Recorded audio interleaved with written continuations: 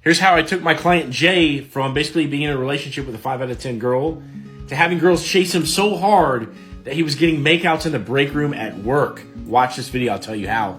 So I met Jay in a men's group years ago, and we hit it off and kept in contact over the years. And sometime last year he came to me and said, hey, look, I want to get into your program, and I want to master all these online dating skills and get really good with women.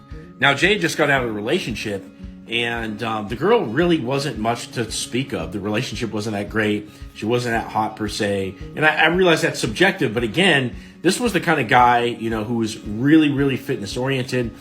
He's personal development oriented, and he had a lot of things going for him. He could definitely do much, much better. And so possibly the biggest thing that we did for Jay was give him a system that he could take action on every single day, because really dating is like sales, where if you don't have a funnel set up where you're taking consistent action by reaching out to new girls and talking to new girls every day, you don't meet enough new girls to really treat the interactions with the amount of care that's really appropriate. In other words, most guys overdo it with the new girl because it's going to be a long time before they meet the next girl.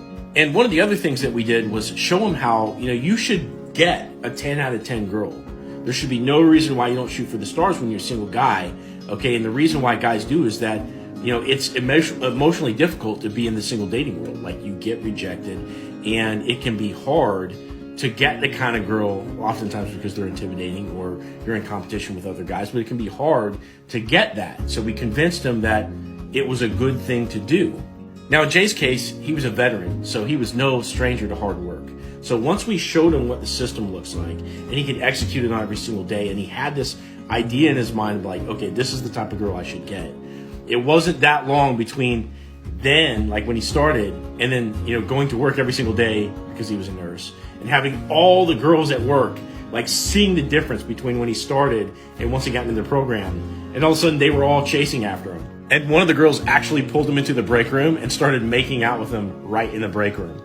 Now, Jay's story is kind of interesting because at the end of the program, what he did was he pulled this like super hot blonde fitness girl, and they got into a relationship. And, that was right at his 3-month mark when he was exiting the program. It was really cool. We felt accomplished, like we had found him what he wanted. And, in talking to him after he left the program, what I discovered was that he actually made a decision to not be in a relationship because his skills had developed so much to where he actually didn't want to be locked down by any one particular girl. He had lots of options, and he just wanted to continue to play the field.